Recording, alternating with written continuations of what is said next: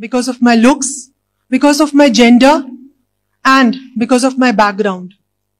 People would often say, you can become A, B, C, but you cannot become a leader. You cannot become a high achiever. And by God's grace, in whichever exam I have sat, I cracked it. To first become a doctor, then the first woman topper of the state civil services, then the first woman IPS from J&K, and an I.A.S. officer today. So to all of you, I would like to say that life will give you a lot of problems. And if you want to be successful, you have to be in a mindset of solution orientation, not problem orientation. In fact, the 0.009% of the 11 lakh people who get selected into I.A.S. top 100 are those who have the guts to hold their nerves in the toughest of situations and to find a solution when to all others there appears none. To all those who want to sit in any competition, I would give them 7 rules. The first, don't expect life to be easy. Life is not easy. It's very hard. To all the boys and girls, I want to say that life will be very, very difficult. It will give you tough things, but you have to hold your nerves, make a plan, and stick to it. I assure you, from my experience, what I have learned is that you will improve that plan if you are ready to actively seek guidance and to step up your game. But for that, you have to leave comfort. You have to sacrifice your sleep. You have to sacrifice partying. You have to sacrifice movies, going out with friends, because there is no other way. And whosoever tells you that I did not study, I did not work hard, it was just by fluke, it was just luck, they are actually lying, because there is no other way. Rule number 2, always keep motivating your own self. Because a motivated, made-up mind full of passion is the highest form of energy that we have on the planet Earth. Because a motivated mind can do anything. A motivated mind can become and achieve anything. If you are ready to put in all your energy, your effort, your time to that one thing which you want to become, nothing can stop you. You are the only one between yourself and success. And only if you find out why you want to become something. As a child, I was always thinking of becoming and qualifying the toughest of things. I would always say, I want to do this because I actually wanted to prove to myself that I can do the toughest things. I can crack the toughest exams. That was my motivation. And it inspired me in my journey. You have to find out the reason why you want to start your journey. If you don't know why, then you will never be motivated or encouraged when you are in that phase when you feel demotivated and when life happens. And life will happen. Even if you start from a very high note, life will happen. There will be tragedies, personal tragedies, failures, rejections. But only when you know why you want to become what you want to become, will you strive enough. People keep waiting for external motivators. They think that some savior will come, some mentor and coach will come. To all those people waiting, let me tell you, nobody is coming. Nobody will come. You have to be your own motivator. You have to be your own savior. In fact, small things. Start reading something positive. Start doing anything positive when you get up in the morning. Such a small thing. Listen to anything positive. Because I am a great believer of momentum. If you do small things, they will snowball into big achievements.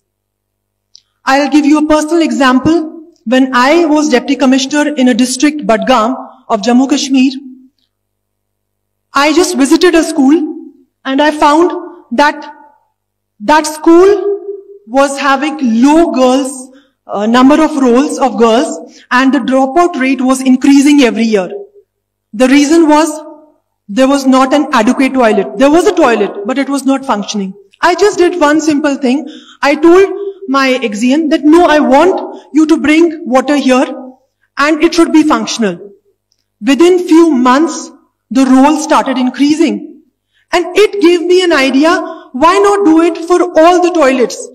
And we moved ahead. We installed incinerators and sanitary napkin dispensers in all government schools and colleges of district Budgam. So, let me tell you, it all started from a single act. But you should never underestimate the importance of that single small positive act. And the momentum that it will give you, it will break your inertia. Rule number 3. Basically, you should never ever underestimate the power of scheduling and routine. Whatever you schedule will be done. In fact, the most efficient people on earth, they block their time for the most important activity they want to do. Because blocking the time will preserve that time from distraction.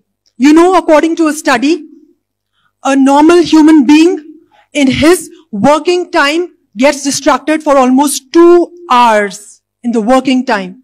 And it takes 20 minutes to come back to that natural flow. And also, if you tackle your worst problems first, the kind of energy, the boost that you will get, and the accomplishment that you will feel after completion of that task, it will increase your performance and take you closer to your larger goal. We all have a limited reserve of decisions.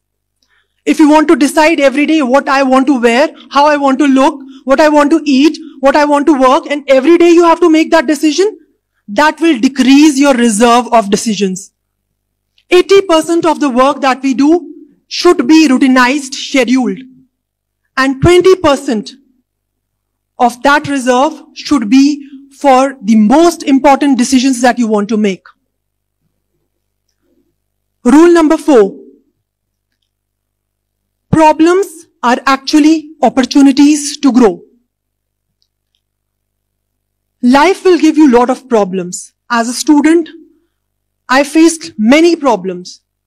The problem of first thing was whether I should go for coaching, extra classes, and the problem itself was so huge for me at that time that I decided I will not go for any classes, any extra classes. I'll rely only on what my school teaches, and I will not go for those classes and all. But I think that any problem is also an opportunity for you to learn, to become better. It can either decrease your self-confidence or self-belief, but if you take the responsibility, even if it is 1%, you're doing, or 1% in that variation, if it is your doing, if you take that responsibility to become better by learning from that problem, you will definitely succeed. What is the issue then? The issue is that in most of the problems, whenever an event happens, whenever a failure strikes, you don't qualify, or you don't get that seat, you don't become that particular person, or you don't get that job, you get financially broke. We give ourselves the permission to feel bad and sad long after also. Today also remembering that this happened a year back, this happened 2 years back. You know, it is a survey that by 2030, most of the disabilities will be related to mental disabilities, not physical disabilities. And that too mostly among women.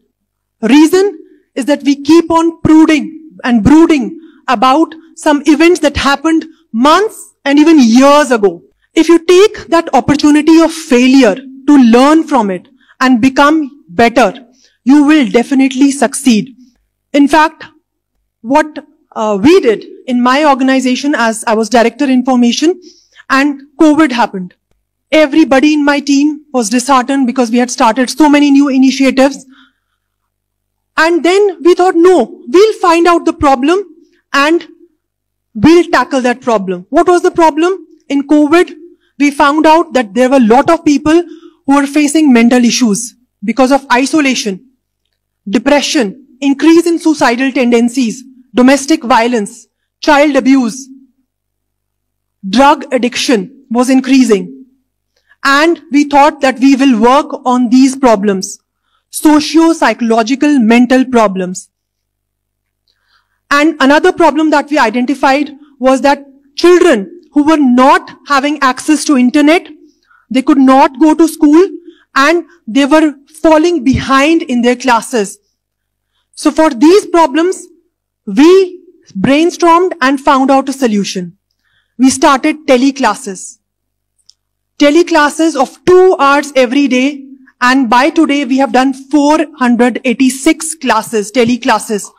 2 hours every day for classes 7th to 10th, every day calling teachers to our studio, recording them and beaming that on television, Doordarshan, every day, for those students who could not access internet. The second solution that we found out after brainstorming, why not have sessions of psychological counseling for people who are undergoing such issues like depression because of isolation, because of business losses, economic losses, and we started Sukoon. Until date, it's a weekly session that we do on our social networks, that is social media platforms, and also on television. We have done 76 sessions calling doctors, psychiatrists, psychoanalysts, social scientists who discuss what are the mental, social, psychological effects of COVID. We started in May 2020 and it's still continuing. Rule number 5, don't follow the crowd, but see where it's going. They always say, don't follow the footsteps of others, make your own milestone. I believe, and I will qualify it, that you should always keep a track of the trends. You should form your own niche and your own success story, make your own form of success. But it is also important to know what is happening in the society. What is the routine, normal? What are the trends? What are people doing? As a woman leader, I would like to develop my own style of leadership. I don't want to be a male dominant form of leader. I want to develop myself, but it is also prudent to know the skills, knowledge, and attitudes what male leaders have. And for that, social skills are very important. It is very important to know how to socialize. What we think for success, you just have to sit in a corner, you have to work hard, and you can do individual efforts. No. For success, it is also very important to know how to behave, how to gain and assimilate knowledge from others, how to work with groups, how to work with peers, how to learn from teammates, how to lead. And that will come only through social skills, socialization skills, and actively practicing social skills. In my current assignment as Mission Director or CEO, Rural Livelihoods Mission, I've seen women, rural, poor women, after they associate with Ummeed self-help groups, we train them, we give them the confidence that they can be bread winners. From bread makers, they can be bread winners for their family. When they understand that they are of some value, the level of confidence, the level of self-esteem rises. And there are hundreds of women associated with us who have now become sarpanchas. They come into politics. They become entrepreneurs. They are teaching other women how to become entrepreneurs. This is the importance of self-esteem. When you know that you can do something good for your family, for your society, as a woman, I'm telling you, most women have this underconfidence. Even if they are educated, even if they have all the qualifications, they don't think they are worth it. They don't think that they can come in public spaces, they can speak their mind, They can have an opinion. To all those women also, I would like to say that you are equal. God has made you equal. Only you can make yourself or belittle yourself. So have that self-esteem. The last but not the least rule that I would like to tell you all, you may think that it is very petty, small. It's journaling. Please write down what you think. Please write down how you have succeeded or failed every day. Writing in many senses is more important than speech. You know why? Because it crystallizes your thoughts. It puts context to your thinking. You start analyzing yourself. Why am I doing this? When you write down that this is what I have done today. This is why I felt bad. This is why I felt good. You analyze yourself. It's like talking to yourself.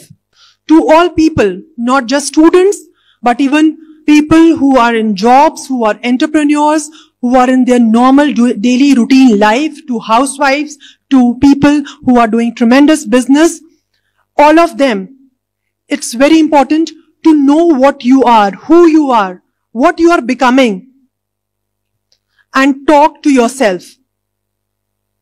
These were the 7 rules of success that I wanted to share with all of you. I could share all this because I have the confidence in my own abilities, and I believe that every man and woman can achieve the best they want to achieve if they put their heart and minds to whatever they believe is meant for them. Thank you so much.